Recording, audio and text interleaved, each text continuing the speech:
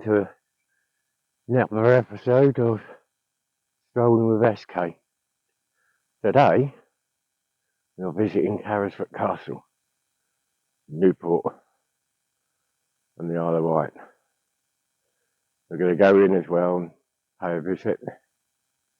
The hilltop at Carisbrooke has been fortified for about 1,000 years, underlining its importance as the central stronghold of the Isle of Wight, which lies astride one of the main invasion routes into southern England. The site is dominated by the massive banks of the Norman moat and Bailey Castle, and by the ramparts and bastions of the vast Elizabethan artillery fortress, added in the face of the threat of the Spanish invasion. Traces of the late Saxon fort, built to protect the island against Viking raids, are also visible. The village of Carisbrooke just down there. We're going to visit that church sometime soon. There's a few things I need to visit.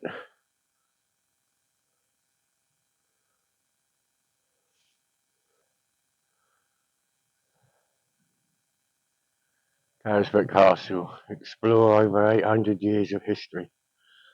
This is where King Charles I was held before his execution. It's a 12th century castle, some cannons over there, and this is the entrance, or the first part of the actual gate.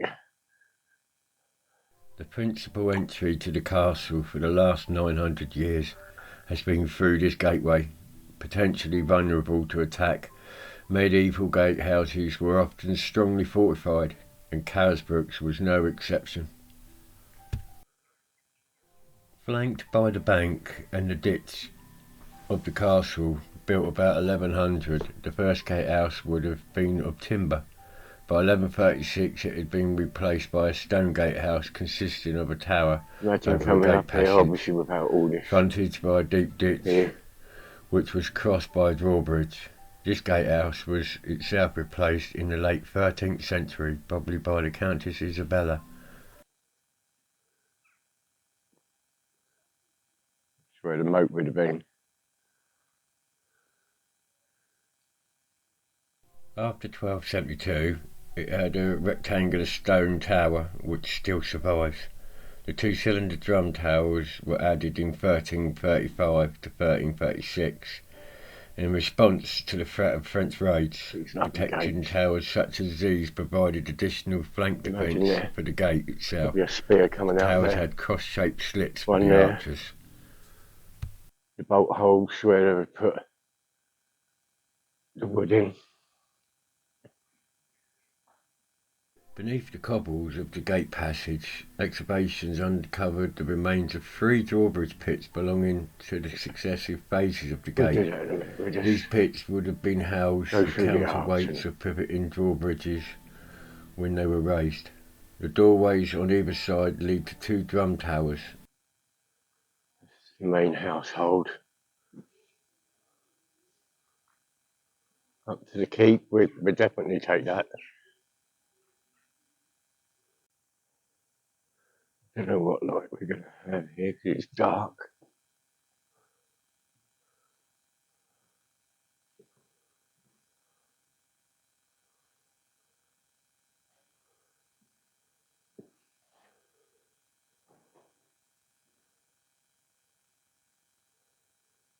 Writing on there, but 1830, some sort. Obviously graffiti, some of it.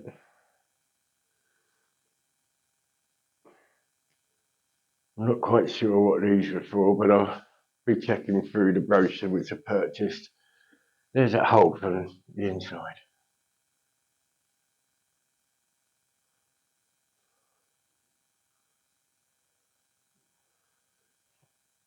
Big step, it's completely round. Like a pit. And then you step up to this big step, going out to the little door.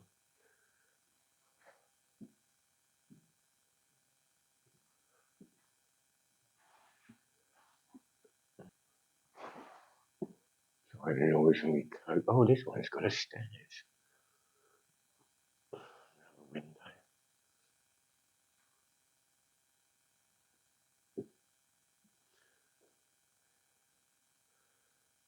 Where they would have been doing the arrows, watching the gate.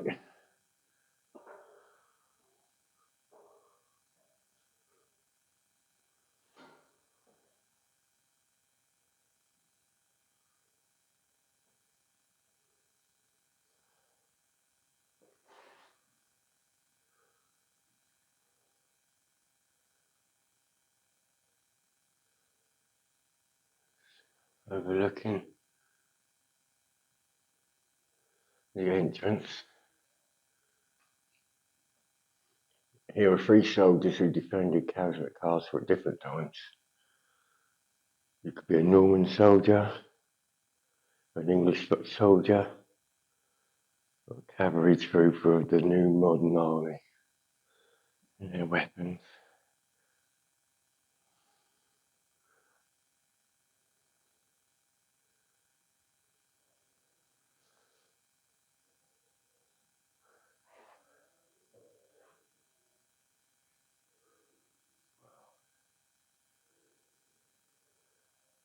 I'm wondering if this, by the looks of it, may have been like the Great Hall. So if there's people in the back, they're just,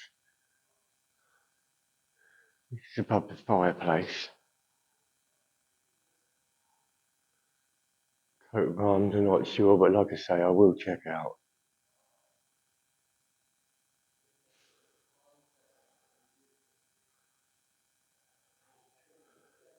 Let's go outside. Go out on the top of the, up in the court and see all the buildings at the back. Let's take a look around this way, shall we?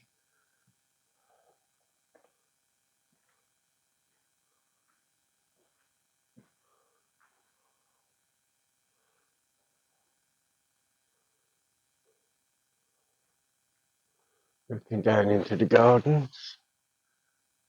I bet they look lovely in the spring, in the summer. We'll come back and we'll check that as well. This would have no doubt been a fireplace of some sort.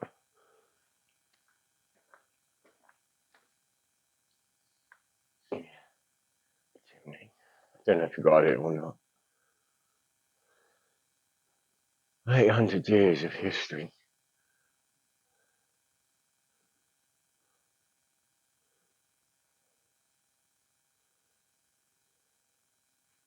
This here is where we're going to be travelling, and we're going to go up to the keep. We're only going to film some of it because it'll be quite steep and old.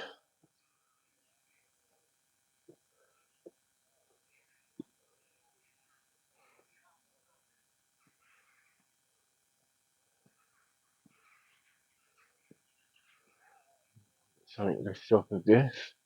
You can see the fireplace.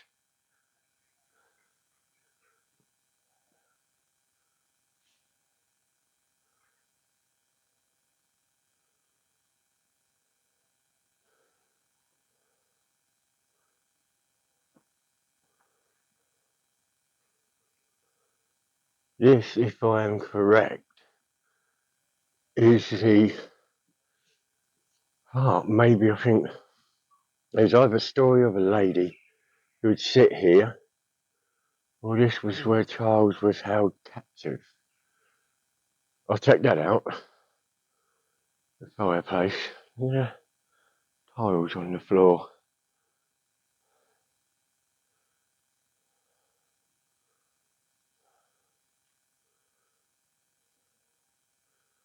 It's like a gate or a door, but we're up above high, so maybe that's to bring supplies up.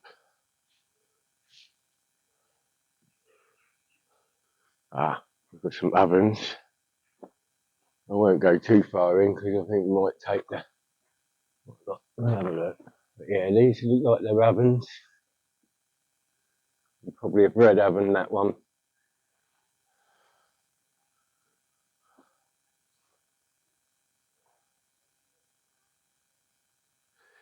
This is the one which I was on about. This here This is known as Isabella's window.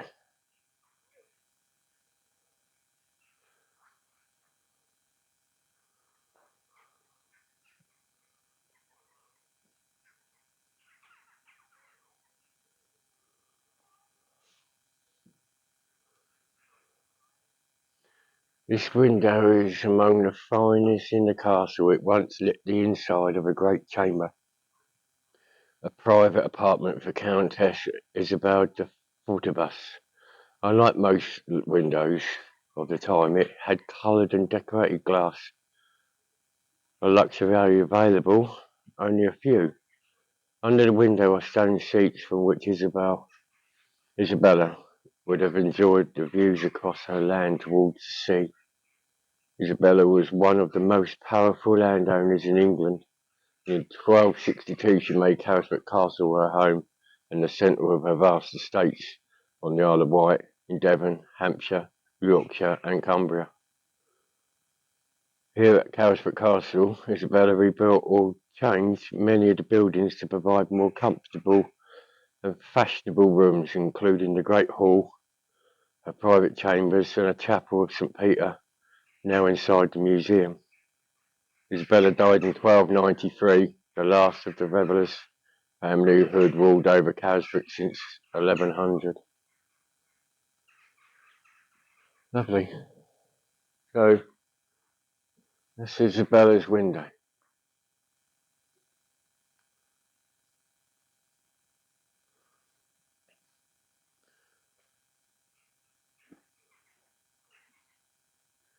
Here we go. This is the room that King Charles I was held captive.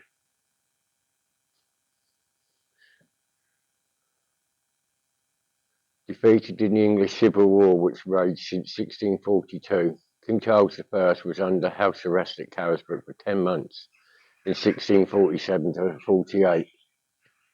At first, he had freedom of the island, but in early 1648, John Burley of Newport tried to free him, failed, and was hanged. Afterwards, Charles was confined to the castle. Still, he could walk and play bowls on the green made for him. Aided by his page, Henry Firebrace, the king tried to escape twice more. In the first attempt, he climbed through a window in his bedchamber, but he got stuck in the bars. The king's bedchamber is now inside the museum.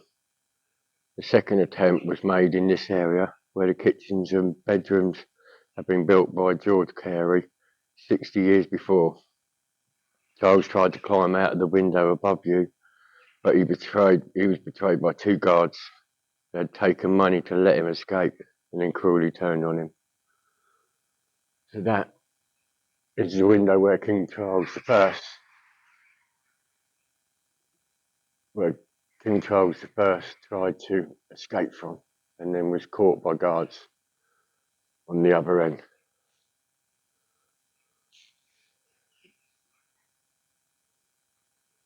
Another fireplace up there, which has probably been the fireplace that was keeping King Charles warm at the time.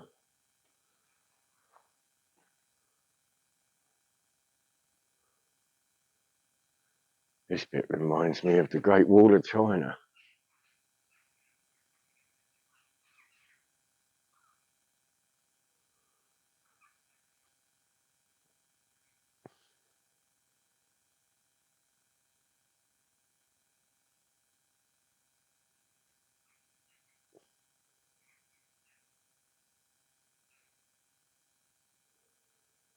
There be gold in them hills.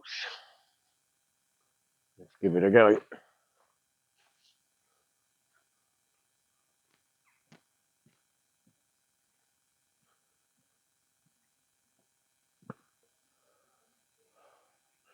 Hopefully I won't get these two women behind me nattering in the back ways. Hopefully it'll be. We're just coming through another arch at the top of the stairs. There we go. Sound a bit puffed. Because yeah, what we got?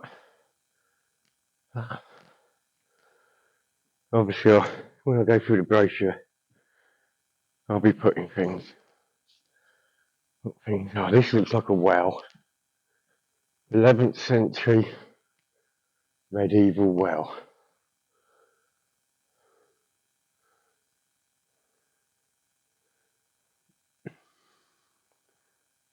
I'm not going to lean too much. I'm not worried about but I can't see a bottom. I'm not going to lean over to see it to please anybody.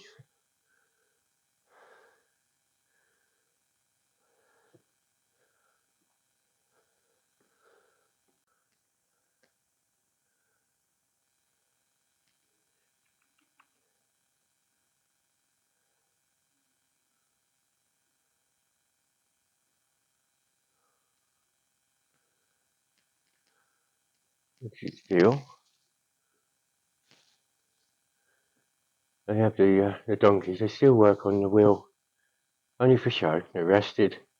They've got fields well looked after. There's a history of their families going through.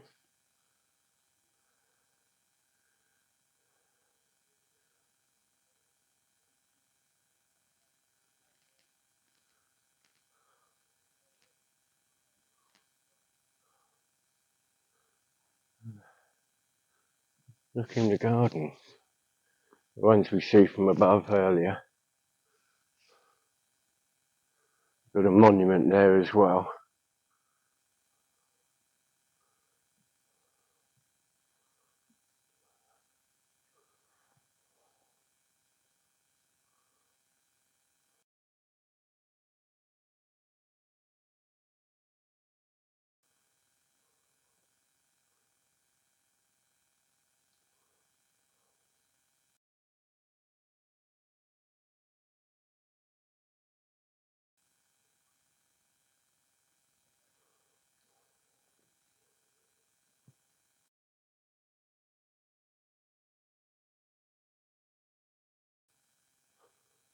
Oh, here we go. Ah, this here is Warrior.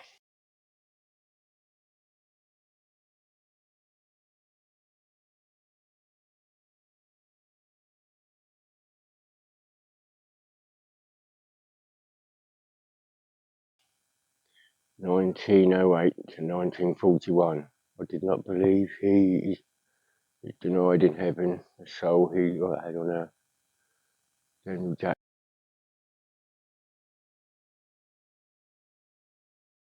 Seeley, 1868 to 1947.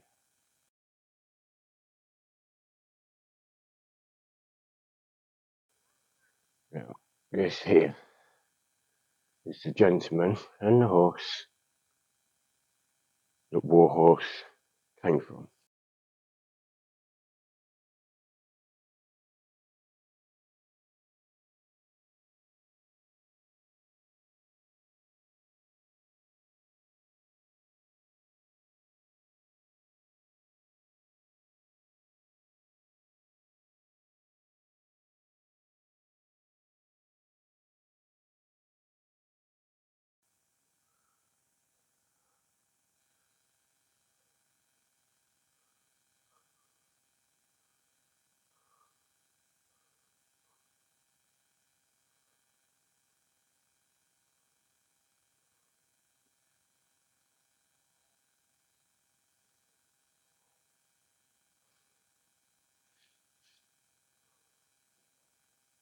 Beautiful gate.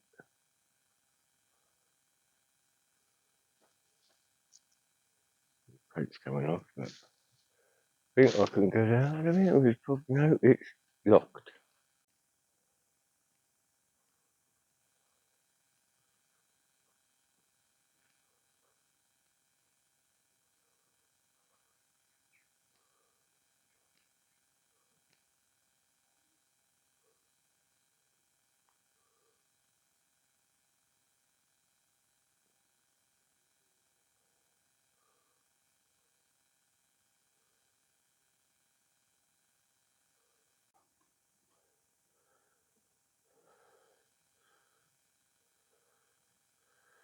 Guard robe. Sure what that means, but obviously I'll check that now. So I'm taking it could be where the guard was sat.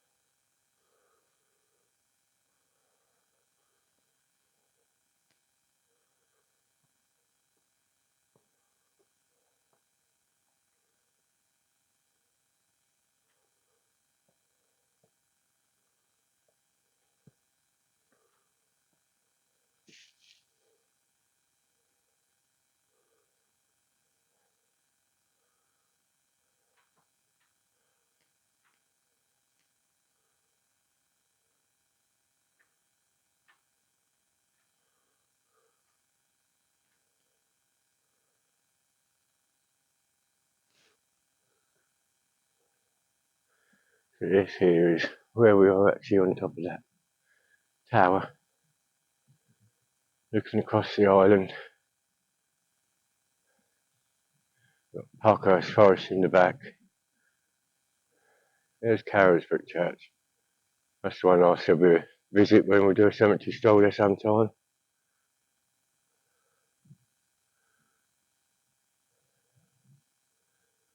Looking up at the distance, you'll see the River Medina, what comes in the east and west cows, comes in down to Newport, which is the capital town.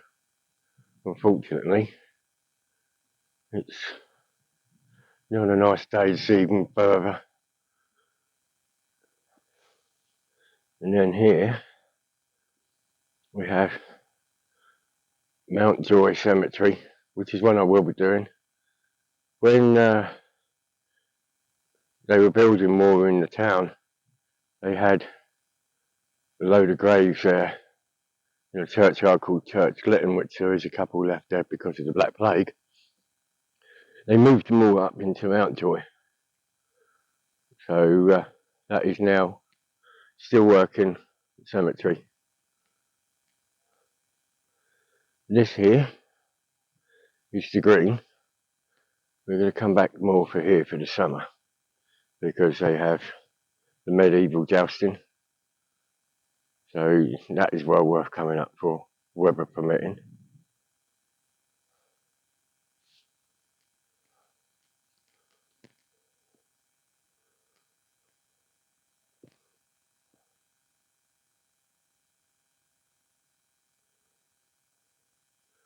We've got the stables down there where the donkeys are in. I've got to check on the time because I've got a hidden surprise.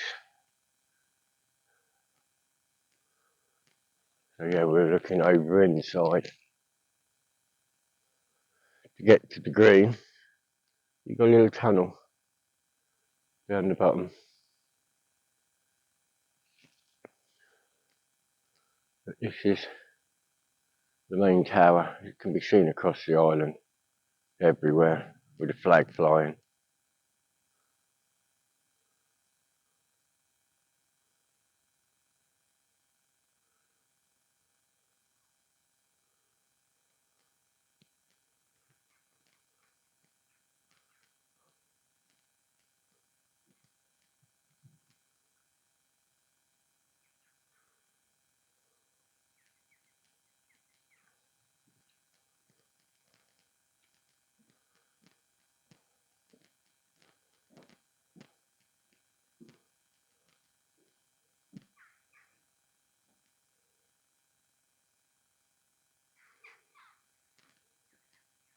I'm going to walk across a bit more.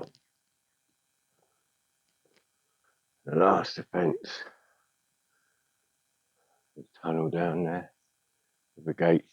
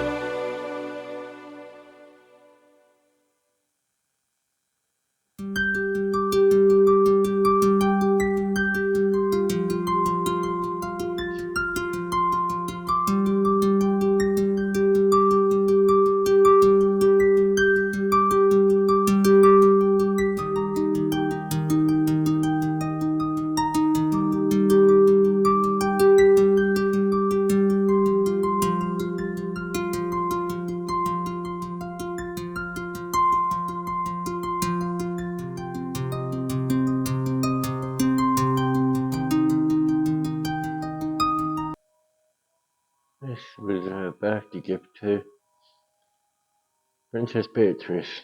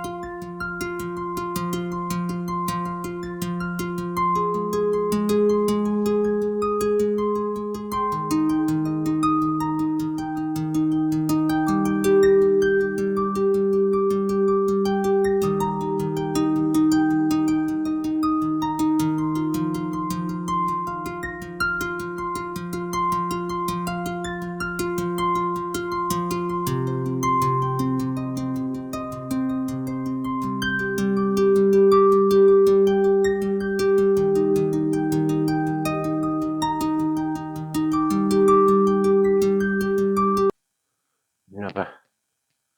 This must be like the kitchen area, maybe.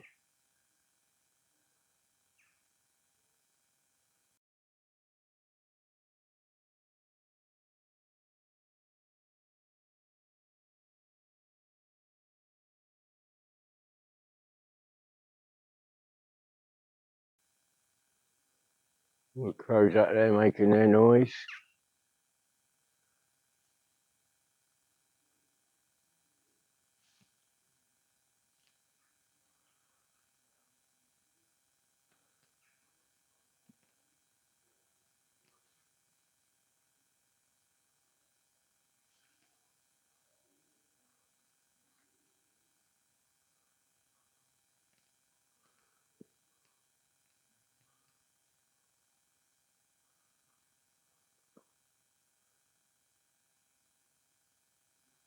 So, my name is Harvey. I'm joined today by the star of the show, Jack, who is a very cuddly boy, and you might be able to see. So, Jack here is one of 6 donkeys that we have at the castle. He is 23 years old and has been here since he was 22 months. Well, sorry, since he was 6 months, so a good 22 and a half years now. And his favourite thing in the world to do is escape. So, he is our local anthropologist. He's escaped from this very well house. He's escaped from the stable over there. He's escaped from the field behind the castle. Now, having one donkey escape is all well and good, you can generally lure them back with a couple of treats. However, Jack has a nasty little habit of letting the other 5 donkeys escape with him. So trying to wrangle up 6 donkeys is a lot more difficult and it can take us all day, but we are always fast to forgive him because as you can see, he is very cuddly and you can never stay mad at his face. Or past here in the UK is about 35 to 40 years, so they can go quite a way, a bit longer than a horse. Um, and in recent years, there have been cases of them living about 50 to even 60 years. And the oldest donkey in the world passed away early last year at around 64 years old. So they can go quite a way. And so, as I said, the oldest donkey passed away at 64. But much older than any of our donkeys is, of course, the wheel. It is 436, coming up to 437 years old. It's the original frame for it, made out of solid white oak. And then you've got the solid beam above your heads made out of chestnut. That is there essentially as a focal panel. That way, no bug will go up into there, drop anything into the water down below, which would be their drinking water, as that is vitally important, and it's their only drinking water, reliable one, at least, for a good way. And then you've got the running boards or the treads. They are now made out of pine, as it's a bit of a softer wood for our donkey's food. And that is because a donkey's food is not as hard as a horse's is. And so it can cause quite a bit of damage if they're on hard surfaces like constantly. And then, so originally, the running boards would have been made out of oak and they would have actually been steps. And that's because this wheel was not designed with donkeys in mind. It was actually designed for prisoners and servants. So a prisoner or servant would be in here and they would be turning this wheel pretty much constantly, but they were too slow. So they would turn this wheel and it would bring up a bucket weighing about, hold about 10 gallons or 45 litres of water, weigh 16 and a half stone when full, and it would take them about half an hour to bring us a single bucket. Half an hour for 10 gallons of water just wasn't good enough, and so in 1696 they brought in the donkeys, and they found that they could turn this wheel in about 10 to 15 minutes, which was excellent news for the castle. Not so great news for the donkeys that would have been in here and expected to work between 12 to 16 hours each and every day. That's a very didn't like them. Fortunately for our donkeys, they don't really work 12 minutes anymore, despite what they'll make you think. They're definitely not overworked. So when they come to us, they get their own little work contract. So they can work a maximum of 6 minutes per day. But our record holder is Jigsaw at 3.5 minutes in a single day. So while they might be slightly overfed on occasion, they're definitely not overworked. So in the past, if I was to ask one of our donkeys to bring up a bucket of water, they would have to turn it 34 times in total. And so it would be 17 in that direction to get the bucket down, 17 in this direction to get the bucket back up. And so, again, we don't ask our donkeys to do that anymore. It would take too long. But all we ask our donkeys to do now is do 2 turns of the wheel, bring an empty bucket up about 6 meters, and take Jack here about 40 to 50 seconds to see if what we call the lot. Yeah, you're going to do that? You going to do 10?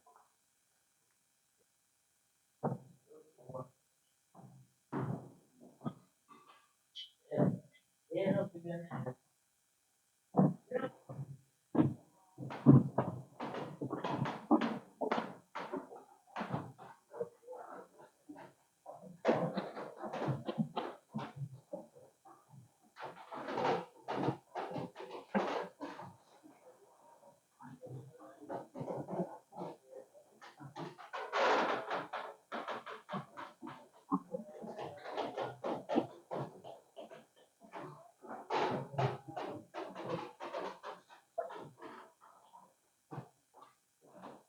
Let's give Jack a round of applause.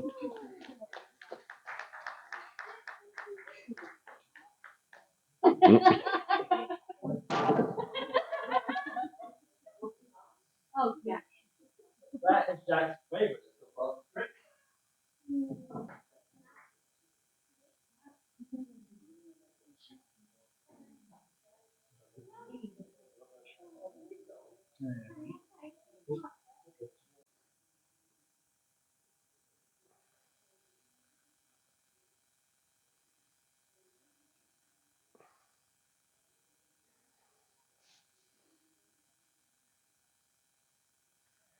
Right, that's me finished for this one. I'm going to have to come back because there's a lot of other stuff to come and see during the year as it goes on.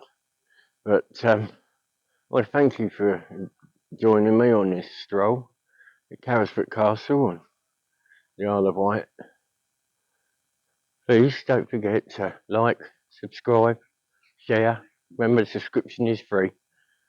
So, you know, just click that button, help us out.